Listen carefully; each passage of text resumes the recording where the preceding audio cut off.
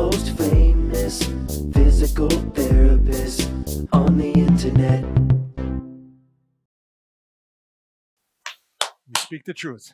Hi, folks. I'm Bob Schrupp, physical therapist. Brad Heineck, physical Because therapist. we are the most famous physical therapists on the internet. In our opinion, of course, And Bob. once again, we are joined by someone, Brad. Do you want to introduce him?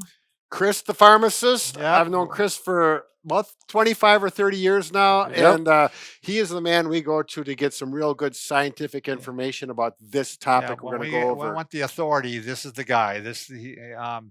I would say semi-genius, wouldn't it? Or would you say full genius? Yeah, I would see right up. Let's in there. lower the bar. All right, today we're going to talk about the harms of marijuana / THC on the young brain. So this is a very important topic, obviously, Right. as things become legalized, and we want to make sure we explore it fully. Right, and all three of us have children, adult children. Chris still has high school. I still have a young teenager. man. Don't Yeah, Still one deep in teenager. it. Deep So- in. Yeah, so Knee deep. we can relate to this at a personal level as That's well. right. By the way, if you're new to our channel, please take a second. We're going to cover up Chris here for a second. Looking down. To subscribe to us, we provide videos on stay healthy, fit, pain-free. We upload every day. Go to our website, bobandbrad.com, and go to the giveaway section because we're giving something away. You'll find out when you get there. It's a surprise. That's right. Or go to Facebook. It's always pinned to the top of the page. Mhm. If you want a shorter version of Bob and Brad, go to Instagram or Twitter. We got a 60-second version of our show. There you go. All right, Brad, you want to start things off? Well, I guess growing up when I was younger, not that I used, or at least I didn't inhale. Way to go, Bill. Older joke, yeah. Does it really hurt a teenager if they smoke some marijuana? What's the big deal? And it's been around, back in the 60s, it seems like it really got, popular. Right. And exposed to the public, in the media especially. And also at the same time, there's a question or how you can justify it as it's becoming medically legitimate. They're saying it's legal medically in some states now. It's a good painkiller. There's some research being done with cancer and that kind of thing. But we need to get this all cleared up. Right. So let's go on. Let's go to the authority. Right. Well, at the end of the day, people smoke marijuana to get high. It's recreational use. I think that's the area that's probably the area that we'll focus on because that's where the danger really relies. And, kids are going to be kids. And I think it's just something that, as parents, we want to make sure that we give them the best possible information we can. And as far as marijuana, THC, which is the active component, which gets you that high effect, is something that's actually probably very, very dangerous to a developing brain. And there are actually some pretty decent studies that show pretty eloquently why it's a bad thing. The brain doesn't stop developing until about 25 years old. So I guess even really alcohol use, which is also dangerous for a lot of different reasons, but we won't sidebar that too much, but probably shouldn't even drink until you're 25. So when we take something like marijuana, THC, it really does affect a teenager's brain. So there's a lot that happens between 12 and 17 and continues to happen around 25, but there's that magic spot right in there where there's just lots happening in the brain. Sure. And when you smoke marijuana, what happens is you get these chemicals. It makes you feel funny and high and all these silly kind of things, but it actually really stunts brain development. And those risks that happen are just really traumatic. The high rates for depression and anxiety are huge, off the Richter scale. We're talking on, normal population, it's between anywhere from, depending on the study, like 15, maybe 20% of people will suffer from it without, adding any risks. Just now you're walking live without a net. You add marijuana to the frame in a young developing brain, and it increases that risk fivefold. So so it's a much higher risk, and not just little bits of depression or anxiety, but lots where it's actually very, very clinically significant. So it's requiring prescriptions. It's watching out for things as dangerous as suicide. So it's something that we have to be very, very careful with. So And it's funny because I do. Sorry, Brad. I just a friend of my son's smoked marijuana, and it just happened to be that he does have huge issues with anxiety and depression now. I know that's a one case of one. Right. It's just interesting to observe up front. Oh yeah. So, but you're talking about studies that reveal this yeah. very Yeah. clearly. Yeah, and you can go, there's study after study that shows it very clearly. And actually the things that are really most damaging, so the younger and the frequency of use dictate the amount of damage later down the road. Okay. So that's what that's the take home. So if you got a 12, 13, 14, 15-year-old kid that's using this and using it habitually, it's something that we have to be super careful with, because the risk for anxiety, depression, like what they show permanently off the, you're there, you're going to have problems. And, just to kind of jump it around, there's a study in Norway that actually had a twin study, which was kind of interesting. And it was a small study. So I don't know that you can necessarily hang your hat on it, but it's certainly something it brought it up, where you had two separate kids, one that did and one that didn't. And they were twins. They were twins. Identical twins. So you've got good matches. So that's why Sure. what's interesting about the study is it was an interesting study, and it showed that the one that didn't seemed to be well adjusted and fine, but there was a much higher incidence of suicidal ideation in the twin that used. Wow. Now, it wasn't real clear on how much marijuana was consumed at what ages, but they showed that suicidal ideation and depression and anxiety were very, very high in the ones that did compared to the twin. So I think that that's something that, even though the study is very small, I think at least gives a window into what we have to be Give you prepared pause. for. So it's something to, as a parent, when none of us want our children to be exposed to those types of things. Life is hard enough as it is. I don't think we need to do anything to make it any more challenging. What about the thing that you often see marijuana used in movies? That's the lack of ambition. Yep. Is there anything? There's a lot with that. Yeah. And that goes with a lot of things that occur with the smoking of marijuana. When you're talking about the developing brain, you have the frontal cortex where all the thinking goes on, but you have other areas, your hippocampus, where all your memories are processed. So there's lots of really complex things happening in that brain, and that chemical, for whatever reason, seems to slow down your ability to, you're apathetic, you're impulsive. So you're likely to just, hey, that sounds like a good idea. Yeah, let's do that. So we're going to do that, or we're going to, we have problems with memory and recall, spatial orientation. So let's just directions to the local quick mark. It's like, all right, you're going to take two stoplights, you're going to take a right and then a left. We all got it. Yeah. Two stoplights, a right and a left. Well, all of a sudden they've gone left and then two stoplights. Sure. So, it's something that does affect how the brain works. And it's interesting. Some of the studies actually show after periods of abstinence or not using the product, what happens is it recovers a little bit, but not great. And it seems like those effects are probably permanent. So they have trouble especially used at a young age. At a young age. Yeah. So, you have kids that, so you're in school, you're learning. They talk about things like verbal fluency. So where you're learning to use your vocabulary in different words, you kind of get stuck on one word all the time. So it's easy to make fun of because we see it in the movie, and I think you see the comical aspects of it, but it's actually it's a lot of truth, and there's a lot of very real issues that occur. And I think what these kids do not realize, and I think we can call it, their children, our children, they don't realize the damage that they're doing. They're stunting their development, they're stunting their intelligence, they're opening up their lives to possible really sadness, misery, and anxiety. And so just for these short-term gains, because maybe societal pressures, peer pressure, hey, I'm doing it, so you got to do it. Now you're cool, now you're not. Mm-hmm. There's a lot of things. It's very hard to be a teenager. And I think in this day and age, it's probably harder than it was when we were kids. I think there's so many more choices and options that are available to them. The fact now that it's being legalized in a lot of areas, is basically society saying, yeah, it's okay now. It sends mixed messages. And I think, again, everybody's free to choose, but I think at least until that brain is 25, I think it's, and even then after 25, there's still studies that show it's not a good thing either. But there's also aspects of marijuana use that can be good as far as pain relief and cancer relief, seizure control. So it's a slippery slope, and we have to be very, very careful what we're going to do. But for the case of our kids, what you're talking about though is basically again, choosing your poison to some extent. It's going to be a lot better to use marijuana than maybe some of the opioids. I would not say. There's lesser evils. We're not going to tell you to go out and find some meth or find some heroin. Those are all very bad.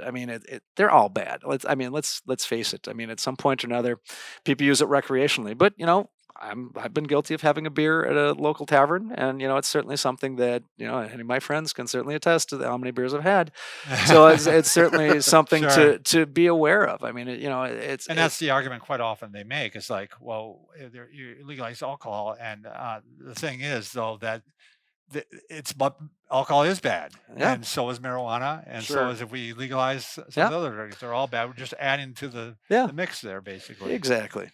We were talking earlier, Chris, and you had mentioned there was a study on, was it your IQ or something about your cognition Yeah, with the use, without the use of marijuana and with it, or the Yeah, THC. so there are some good studies that actually show that your IQ can drop as much as 8 points. So I mean, And I don't have 8 points to lose. I don't know exactly, about you, but exactly. I mean, if there were a drug that would give me 8 to 10 points of Right, intelligence, right. I'm all about it. But I mean, when you're going backwards and you're old, and it's one of those things where Right. I don't want to lose those 8 points. Sure. And when you're in a developing mind, it's even more serious because the damage that you do then is probably more permanent. So Right. we're going to have Tough problems to down the reverse. road. And so Sure. it's like we want these kids to emerge and flourish. I mean, the Right. last thing we want them doing is going backwards. I mean, Right. we just can't do that. I mean, Especially when it sounds like it's a permanent thing. The damage is done yeah, through the growing mind, and correct. it's not going to correct itself like if you're smoking, you quit Yeah, smoking, your lungs, Do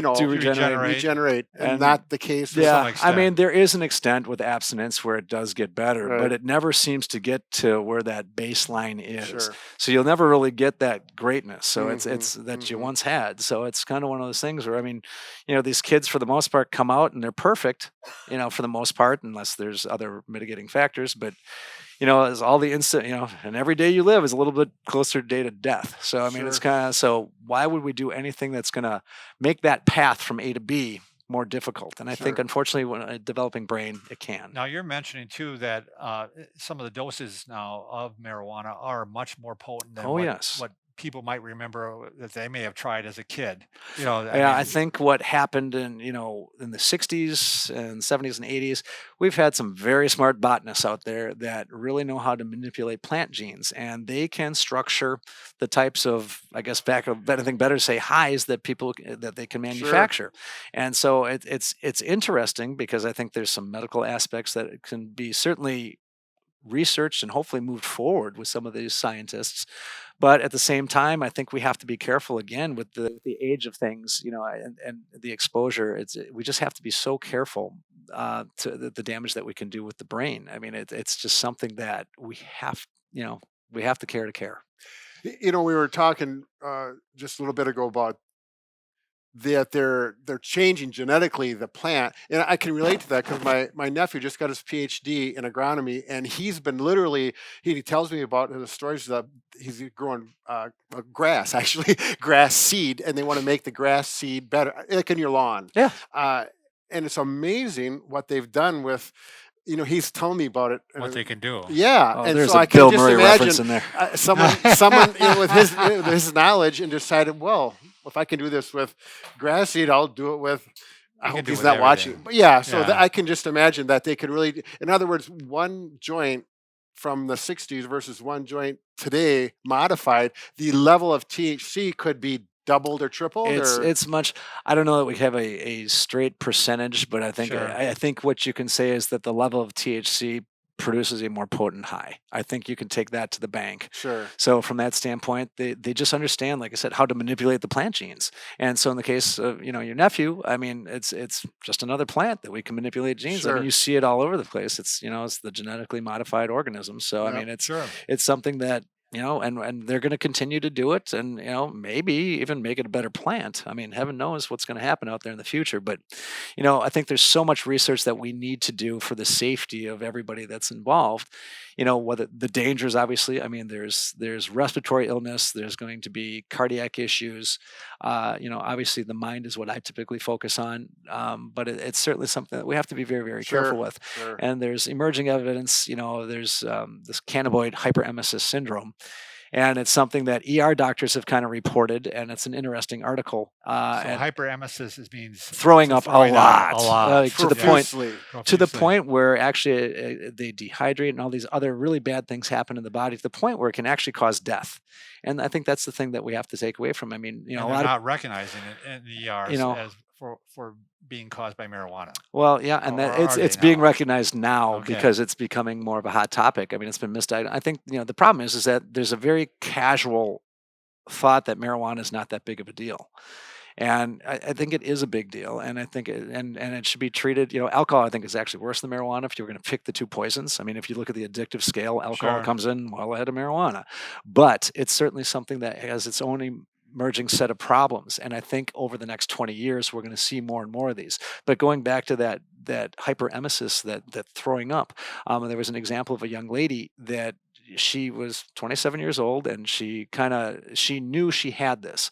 And she figured, well, one more night's not going to kill me. And so she kind of went out on, I guess for lack of anything better to say, a marijuana bender.